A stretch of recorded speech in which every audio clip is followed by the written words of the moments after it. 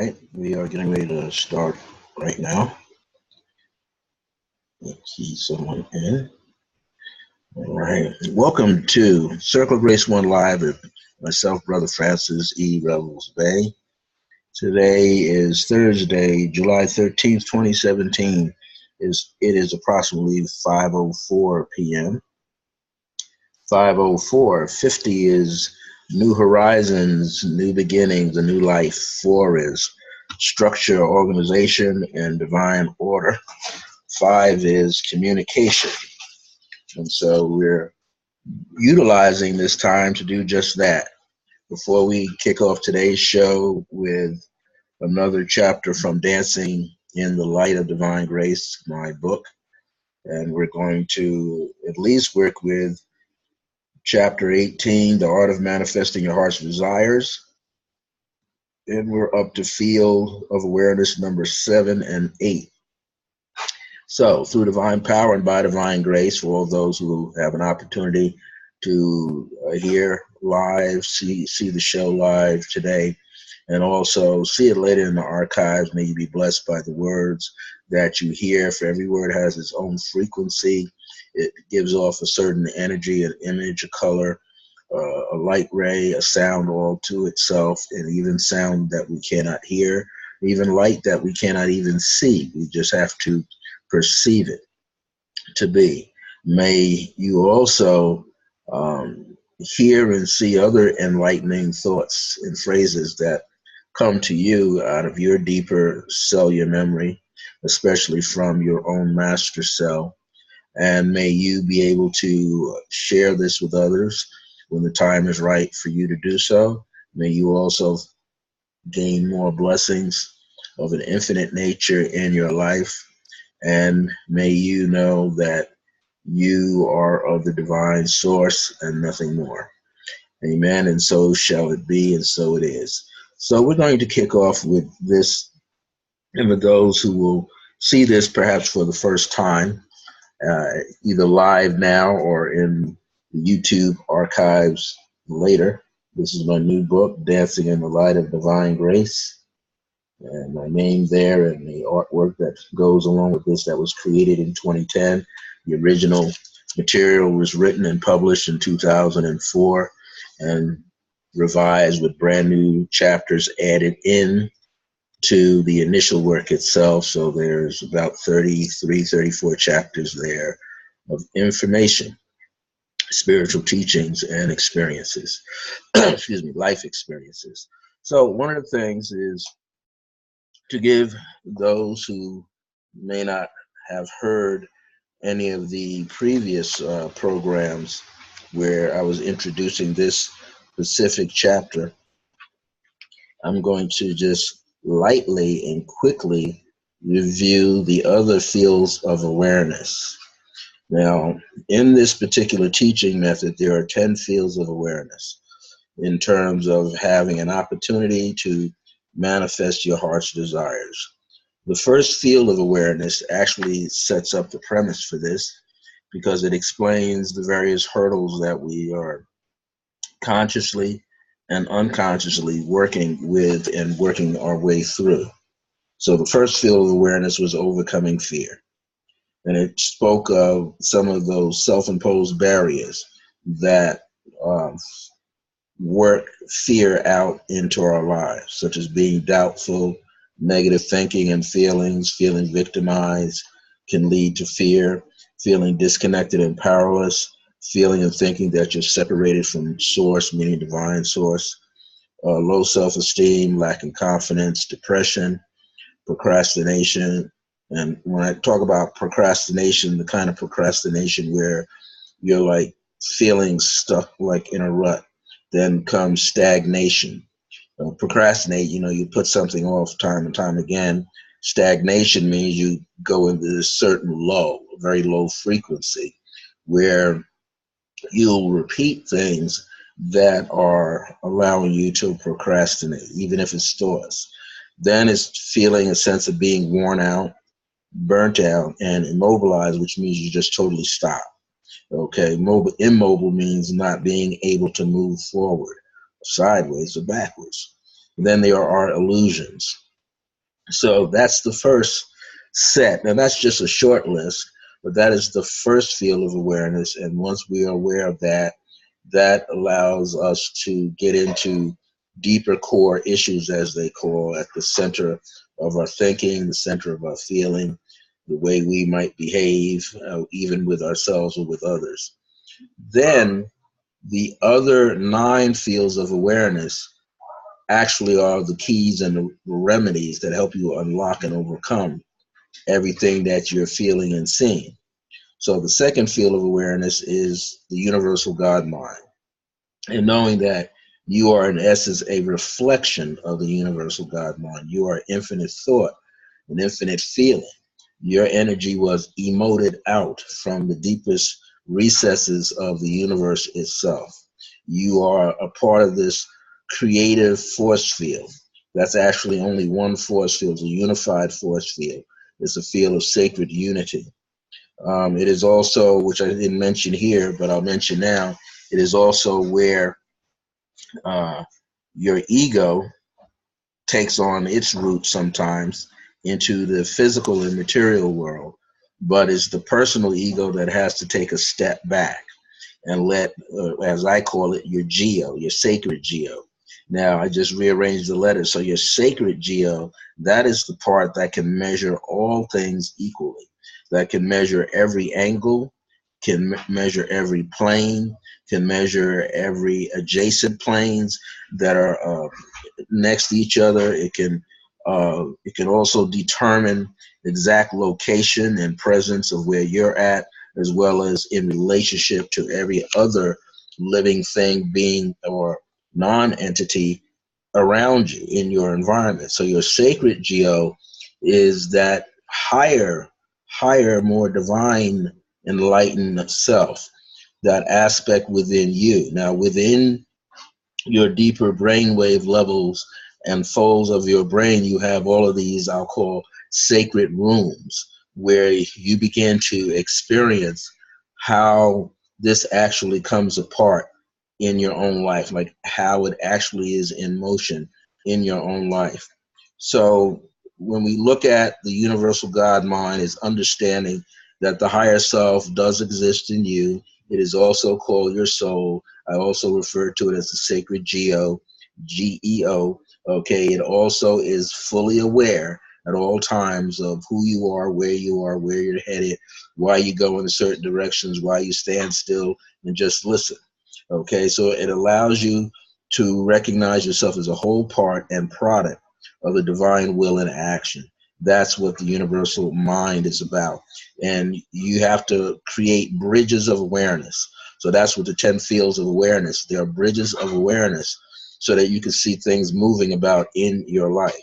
The third field of awareness is to recognize that all life is energy. When we speak and when we have thoughts and feelings, there's energy behind it. It takes a certain degree of energy to move your words up and out of your body. It takes a certain amount of energy for you to even create a thought and create a feeling that goes with it. There's even the sense of a lot of energy that goes into the most infinite parts of your own thoughts, even before you knew it was a thought. It was just a knowing that you had. You didn't have to think, you didn't have to analyze, you didn't have to measure your thoughts or your feelings, your actions or behaviors or your reactions. You just know. That's what the word intuition, you intuit things. Intuit things is from inside that you discover all of these bits and pieces of yourself that are really one main focus point. And then once you understand that what you are already are seeking exists because it's a form of energy, the fourth field of awareness was the 5 points. The 5 points were these special 5 questions that we always ask ourselves. And asking ourselves these 5 questions, it allows us to have a sense of greater clarity and define our direction. So the fourth field of awareness, being the 5 points, is asking yourself, what do you want to have in your life? So we have to determine that first. What do you want to have in your life? Then you have to determine, where do you want to receive it? and then why. These first three questions are very important, because if you are unaware or shaky about what it is that you want, but you might know where you want it, you still can figure out and ascertain the purpose. So you got to go for why you need it. Why is it that you're thinking about it, feeling it all the time? And once you can grasp that, the why gives a sense of purpose, see, to what you're striving to do. So once you can go into the why deeper, the why will allow you to flip around, turn yourself around, and you can discover, well, if that's why I need it, then I don't really need to have it here at this time in my life. Or I could decide to have it later because there's something else I have to put into motion. So often, usually, sometimes the first impression about what you want is there. Sometimes that first impression can come in cloudy. So this is why it's okay to kind of jump into the third question and ask, if you're going to ask what, ask why you think you need it. And then from that point, you can determine if it's something that should be placed around you in your environment, in your consciousness, like you're studying to accomplish certain goals in your life. And so it makes better sense. But then you want to know when. When do you want it to take place? Well, when and where run side by side. What and why run side by side. Okay, what and why, what you want, and you can determine that, and why you want it, they go hand in hand. Where you want to receive it and when you want to receive it, they go hand in hand. Because if the answer to when is a yes, like you need it like right now, then the where is follows it automatically. Then you know where to place this thing that you desire deeply. Then there's the how. How do you expect to receive it? Well, if you know that you have a universal God presence inside yourself, if you know that all life is energy and that universal God presence is energy, then you will realize where the how plays its role. The how is that divine presence, that divine entity that's far greater than yourself, that you are still a part of. The most infinite part of yourself is the how. And often all metaphysicians and spiritualists and shamans and new thought teachers even tell you that you don't have to be concerned with every detail of how it's going to materialize, because it's already manifested in spirit, meaning in your consciousness. Okay, and that's why you're able to ask what. See, it's already in your consciousness spiritually. That's why you're driven to ask what, where, and why. And then you start developing the when. So that means if you are aware that it can happen at any time in your life, at any moment in your life, day to day experience, week to week, second to second, then you are allowing yourself to kind of take your hand off the steering wheel of your life and allowing that divine essence that's already there inside of you to kind of move forward, to step forward, take charge. That's your soul, which is your own God aspect in you. So the soul takes over, the soul begins to do the driving, because sometimes if you keep your hands on the steering wheel, and I mean both of them, then what happens, and you don't have a full understanding of the what, the where, and the why, and the when, if you're not clear, then your personal ego kind of takes over and has you driving all over the road. So you're unable to stay in your lane. And when it's meant for you to shift lanes, shift gears, and go up a little higher in your presence with your divinity, you may lack the ability to do so, or lack the courage to do so, lack the trust and lack the faith, and therefore you're not moving forward in the way that you're supposed to, or that you should. So it's important to have these questions in place. The how is through the universal God mind under divine grace. The reason why I say it's under divine grace, because divine grace, or grace as people call it these days, it exists everywhere. You don't have to be perfect at what you're doing in life, because grace, the spirit of grace, which is another infinite aspect, another infinite station of the divine source itself, divine providence, will provide in every moment. We just have to pull the personal ego back and recalibrate as the sacred geo. That's the sacred EO that can measure all things no matter where you are in the universe, in or out at any level, whether you're one dimensional, two dimensional, three, all the way up to 12 dimensions and beyond. That's the sacred geo, which is your ego that has left its selfish side behind and has rejoined itself to the divine essence of what it really is. So you're able to see far and beyond just what's before you. So you learn how to let go, and you let the universal God mind put all the experiences and events in place. Therefore, you have clear intention, which leads to clearer manifestations. The next level is to magnetize these clear internal images with high positive emotional energy. So the higher your energy gets, the more positive it gets, the faster you see things materialize, literally kind of drop out of the ethers into your life so you can physically see it. The sixth field of awareness was synchronicity. And synchronicity is when you put the thought out there that's strong, and you're willing and you're ready and you're open to all possibilities, or as the people in the secret say, infinite possibilities, or some people have said uncommon possibilities. When something is uncommon, is not the norm, you see. So it's infinite, but it's not the norm. It's something you haven't seen or experienced before. So you're well aware that at any time you can receive information that's prime from the divine mind, from this universal divine God mind. And you understand it, that is a spiritual, a living spiritual force that is always doing what? Generating and regenerating ideas, seeking to fulfill or meaning to create. So the universe at large, every constellation at large, is always fulfilling to create over and over on various levels, multiple levels. It's every constellation is creating something. And it is an energy field that is conscious of itself. So every being and entity within every constellation is constantly conscious and aware of itself, and also aware of you. Now, to give you a perfect example of the synchronicity, you can look up in the clouds and you see animal faces, human faces, divine being faces. You'll see them. Why? Because there's so many people, generating and regenerating thought patterns and ideas of a higher plane, higher essence, that all of this begins to manifest within this matrix field of light and energy around you.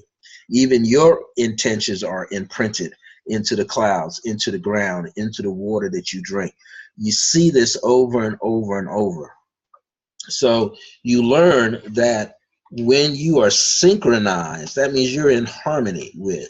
You're doing it in, it's a sense of attunement. Think of synchronicity sort of like musicians when they play. They have to understand the tone of the music, but not only the tone, they have to understand the music itself. Each musician, be it a bass player or stand-up bass or a bass guitar player, the guitar player, the horn section, the full string section, the piano, the drummer. The drummer is the one who actually sets the cadence, you see. The drums are like the heartbeat. So the drummer sets the mood by the way they're playing and the accents. The next thing is the bass player, who's actually playing bits and pieces of the melody that the singer will sing, or the lead instrument like a saxophone or a trumpet might play. Then after that, after you get the drummer and the bass player, if you have an organist or a piano player or another percussion string instrument such as a guitar, that person adds in certain rhythms and flavors. So you have 2, 3, or 4 that are giving you the flavor, giving you the idea. This is why you can see jazz groups do it all the time, where you only see a trio. Now the trio is usually a drummer, a bass, and a saxophone player. In some of the traditional jazz clubs, well, you even have jazz groups that are trios that can play without a drummer. They just give you the bass player and the piano player and the guitar player or the trumpet player or the saxophone player or the singer. Why? Because all three of the musicians, even without a drummer, are maintaining the rhythm like a drummer in different ways. And therefore, the audience can feel the basic rhythm. And they can tell by the way the musicians interact, communicate note to note, sound to sound, rhythm to rhythm with each other, that they didn't need a drummer. They could feel it. They could feel what a drummer would be doing. So that's synchronicity. They're timing themselves with what they're playing with each other, whether it's striking together or counter-striking. Counter-strike is like an accent, so they're able to create. So I wanted to bring this about, that as you align yourself with the universal mind energy, that in itself allows you to become more conscious. So now, as this is being set up for you, now you're ready for the seventh field of awareness. The seventh field of awareness is very important. This seventh field of awareness is remembering your true self. See, so basically, you see the pitfalls that we often fall into, that even create on our own, because we might have certain disbeliefs or not believe in ourselves or don't value ourselves enough. So the second, third, fourth, fifth, and the sixth awareness, those five right there, set the whole stage up for you to do what? Remember your true self. It is necessary. This is on page 146 of my book. Seventh field of awareness, remembering your true self. It is necessary for you to reinforce what you already know is truth for you. See, once you discover the truth for you, that truth stays with you. It's eternal and internal. And it is necessary. It's a must. You can't throw it out the window. You can't disregard it. It is necessary for you to reinforce the force, then you're in the force, and then you re-in the force, right? You're elevating, you're repeating the energy of the initial force itself, and you're elevating yourself through that initial force itself, that original force. That's why you can reinforce something. To what? To the truth of yourself. You remind yourself that you are a living, integral part of the universal and divine God mind. You are a seed dash thought of the divine mind and co-creator. In other words, you're this atomic structure, you're this molecular structure, you're the nanostructure. When we look at, they talk about the Fibonacci code, how everything spirals back to itself. So you could get to what appears to be a dot on a piece of paper created by an ink pen or a pencil and enlarge that and see spaces in between. You can see patterns created inside of a pattern, but the pattern would have to be the same. So if it's the same, like with a snowflake, you can blow up the image of a snowflake and see that it is a perfect geometrical pattern. And those lines and those shapes that make that up are of the same infinite patterns of behavior based on pure love, based on unconditional love, which is pure love, based on grace, which means the appearance of things that come into a state of ease. So what happens is, when you are reinforcing, it means you're stepping into the original force that's in play, the universal divine mind, God mind. Then you're seeing yourself as a seed, which is a thought, which is infinite. We know every seed of every tree, flower, plant, vegetable, fruit, every seed has every element within the seed that allows that seed to reproduce a flower with stems and petals, roots, a tree with the same branches, a bark and rings of the tree itself, and leaves and the flowers and the fruit upon the tree. The seed is the same, it never changes. Seeds don't change unless they're being impacted by the outside, an external entity. Then you understand that the universal God mind is your co-partner. So you're not doing anything alone. Everything is in functioning at its core with something else that is present at all times. It's not just operating. We might think it's alone, but it isn't. So even in your thought, you can have a conversation across the multi-universe, across all these planes, and actually be fully aware that you're having a conversation with your future self. You're having a conversation with yourself in the past. You're having a conversation with one of your cells that's in equal alignment with you, just in another zone. You realize that the thoughts, maybe the prayer that you're putting out into the universe is a prayer to the most highest side of yourself. And the answer is coming from that highest side of yourself, trickling back to you. You must realize, you must become a visionary. This is what is important in remembering your true self. You must become a visionary and have set forth a clear intention, internalize and magnetize what you want, what your wants are. So you have to have a clear intent. You have to know exactly what it is.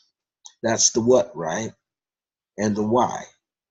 Then you have to internalize it. You have to keep it on the inside of yourself by thinking it a lot and feeling it a lot. And then you have to magnetize it. You still magnetize it with your thoughts, seeing it somehow come into being. You magnetize it with your feelings, which means you get excited. You get excited because you know it's coming into your view, it's coming into your environment, it's coming where you can receive it. Remember at that point that all is energy and everything is a state of mind. You've probably heard this before. Heaven and hell are states of mind. So if you think you're in hell, then everything appears to be in hell. If you think you're in heaven, everything appears to you to be in heaven. But what's important is that the energy that is underneath it, that's building all of this up. So if you link into the energy of a positive thought, nothing else can happen but positive thoughts. If you think of something that's negative, negative thoughts will happen. If you're thinking of just being neutral, things that are neutral will occur. If you think of only grace, grace will materialize eventually. But it's already has manifested itself, because that's why you are having this feeling or this desire to want to know something about it, to bring it into being for yourself. So you find yourself working on it constantly. You find yourself working on it constantly, which is meaning working on your awareness so that you can attract it, working on your ability to embrace it, working on your ability to be absolutely clear. Then you begin to realize the reality. These things are real. So here's an affirmation. I am one with God. God and I are one. So I just kind of flipped it around. I am one with God. I am one with God, and God and I are one. It's like a math problem. 1 plus 1 produces 2, and 2 is really 1 and 1, one and the same. So you're really a reflection of the divine in as many ways as possible. So I am one with God is the first affirmation. Affirm, I am one with God. And what you want to do is you want to feel that. I am one with God. It didn't say without, it said with. God and I are one. Let that seep in. God and I are one. Here's the next one. It is through divine power. Hear that? It is through divine power and by divine grace that I can remember my heart's desires right now. Huh? It is through divine power and by divine grace that I can remember my heart's desires right now. I am ready to receive. So you can say, I affirm that I am one with God. I affirm that God and I are one. I affirm that it is through divine power and by divine grace that I can manifest my heart's desires right now. I affirm I am ready to receive. So, this is very important. What is an affirmation? An affirmation is a thought, an idea. It is a truth statement. It is a statement of faith in itself. It's it's your way of firming up your thought. That's why it says affirm. You're firming up, you're making stronger what your truth is, what you know it is to you. This is why you have faith in it. If you look at the word faith, is the word fiat, which is a spark of divinity. So your faith is what stands behind your affirmations. When you say I affirm, you're saying yes, you are in agreement. Yes. Now, when you create an affirmative prayer, in an affirmative prayer, the first thing you have to do is align yourself and attune yourself and know that you are a part of this divine source. You are a seed thought, an infinite thought. The seed contains all the nutrients that the pure essence of that which you are connected to has. So you have every possible combination that can create whatever you want. That's why you can see hundreds of species of trees, fruits, nuts, berries, leaves, bushes, different animals, those mammals in the water that need water to survive. Then they're able to create the air, and those that fly in the air, those that walk upon or crawl upon the earth. Okay, so you can see it. You see, it's right there. Now, after you identify with this divine source in the affirmative prayer, once you identify with the divine source, the next best thing is you state whether that divine source is capable of doing in so many infinite ways. And then you are also saying that you do the same, that you can embrace it because you understand you also have what it takes to do the same. Even if you reflect it and do it on a smaller level, you're still doing it as though the divine is doing it, and then you realize you are an instrument of the divine. So when you realize you are an instrument of the divine, then what you are seeking to do and is seeing, and the K, seeing the virtue in the work that you're doing, seeing IN, the godliness of that virtue in your sight, you're able to replicate at a higher level. Okay, so you're you're always ready to bring something into full fruition. Now, in the process of bringing something into fullness, that means you have the power to create, but you're understanding that you're not the only one creating. There are many other sources, infinite sources around you that are creating as well. You just have to become aware of that. And as they say, create the team. Be aware of the universal mind, the divine mind, the collective mind that's on a higher level, so that you're tuning yourself to it and you're living through the vibration. Then you know that the vibration is already inside of you because you can recognize it being down within the master cell. Now, once you get that down, the next thing you want to do is honor yourself. So give honor to yourself. There's another way is to embrace yourself. Honor yourself, your past, present, and future achievements. Embrace yourself. Accept and forgive yourself, meaning release yourself from the feeling of being downtrodden, lacking worthiness, and so forth. Then know that as you do these, you are being always blessed. So we all have to release, all have to let go, make room for something new. And then you know that you're always blessed, and what? You receive more blessings. Most important thing here is don't be hard on yourself. Be gentle with yourself.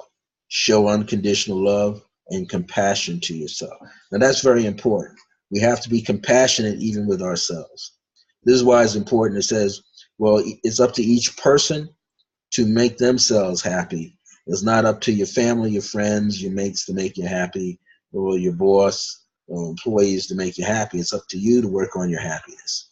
Now, the eighth field of awareness is very short. If you notice, I use the word embrace throughout many of my teachings.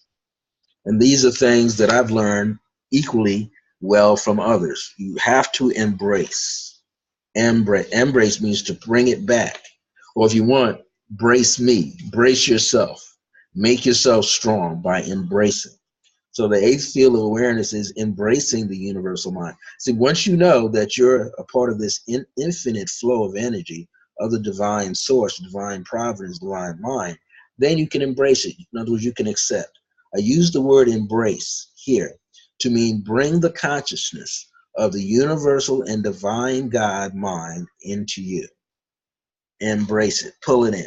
Like when you give some, in other words, embrace your universal God mind would be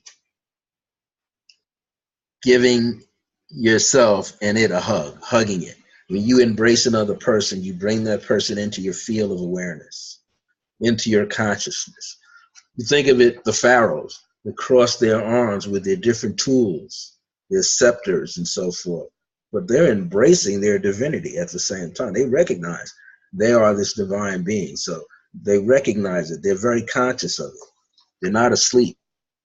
So I use the word embrace to mean bring the consciousness of the universal and divine God mind into you. You come to learn how to accept. See, embrace means to accept that which has always been a part of you. That's why you can embrace it. When two people fall in love with each other, they're accepting that the other person plays an intricate part in their life and has always been a part of their life. We have never been separated from the divine. This is where negativity, quote unquote, so-called negativity comes up, because it makes you think that you're separated from the divine, the tree, the earth, the sea, the air, but you're not. Remember that each manifestation, it's using capital letters, each manifestation becomes an act and demonstration of faith in action. Each manifestation, that means a thought gathered together, becomes an act. Act means in motion, and demonstration means that people can see it, of faith in action. What is faith? Faith is what you know to be true. So if you know that you have a true self that you can embrace, that the true self is a part of your divine nature, a part of the universal God mind, if your true self is the seed thought, is an infinite seed thought, then you can't miss it. You have to embrace it. Now here's in bold letters, when you align with the universal mind's energy, that means when you line up to it, that becomes a part of your consciousness. So that means once you step into the understanding that you are a part of this greater, most infinite thought, greater, most infinite being, you have breaking down the chains of separation. You have aligned, means you have stepped in line with it, in unison with it. Therefore, you can't fall out of unison. You might slow down. You might feel like you're a little ahead of it, but you realize you're right there, perpendicular to it. So that becomes a part of your consciousness. The divine energy of all that is now living inside of you and manifesting through you. Embrace it as yourself. So what we want to do is, if you can align yourself, let's do a meditation. Let's do a meditation. We've been on air about 40 minutes now. Let's do a meditation that allows us to feel this alignment. Now, first thing we have to understand, there is no such thing as linear time. Linear time doesn't exist. We are, bombarded with calendars that you see, everything's on the line. Interesting, your watch isn't though. Your watch is showing something circular or showing a square. So it's showing a cycle. So you want to think of it that way. Energy is cycling in, energy is cycling out of you. So what I want you to do now is empower yourself with a beautiful white light. And know that this white light has every ray of light in it.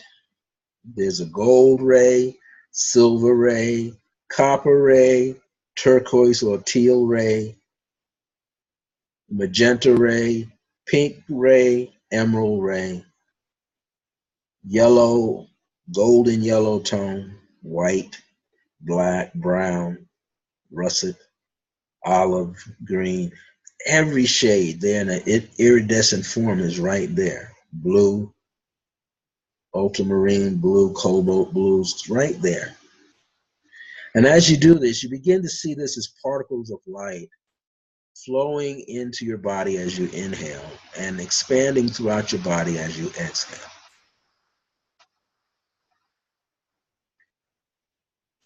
And I want you to receive this as though that here you are, in front of you are pillars of light, columns of light.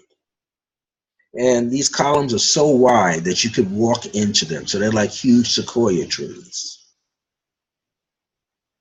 When you take a step and you walk into one. But as you walk into it, I want you to turn clockwise.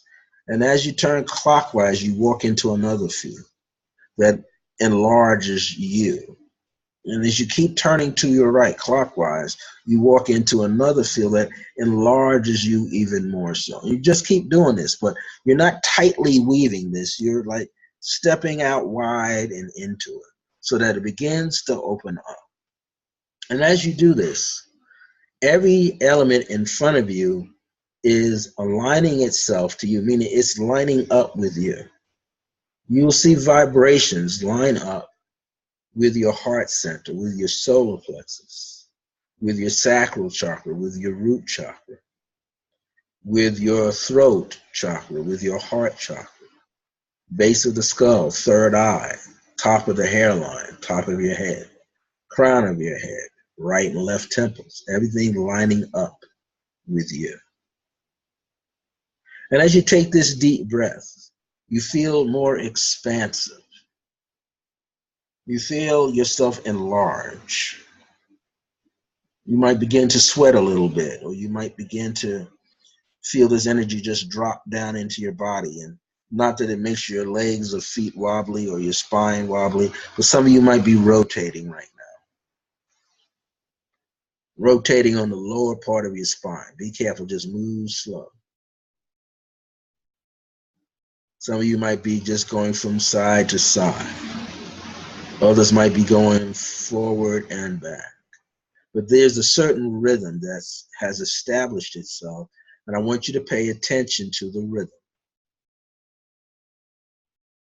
And as you pay attention to the rhythm, I want you to know that everything is expanding. You may not see it now when you open your eyes, but you're feeling the energy behind the object, and you see the object's etheric element expand. Expand so much that the physical does not look real to you anymore.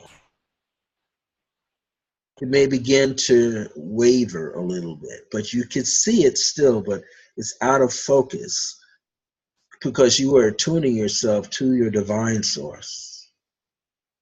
And as you attune yourself to your divine source, you begin to pay more attention to how you're feeling, thinking, being, doing, having. Just go with the flow. And the more that you go with the flow, the more that you're able to see your truth. And the more that you see your truth, the more you embrace this truth. And you realize that you and the God mind, the universal mind, are one and the same. You're just a reflection within this earthly 3D world. But you're beyond it because you're already a compassionate soul, a loving, unconditional soul. So you're in the heart center already. You already have intelligence there and integrity there. And as you go through a little deeper, you realize that you're drawing in this fifth dimensional consciousness and the sixth dimensional consciousness. The sixth of like the all-seeing eye, seeing past, present, and future.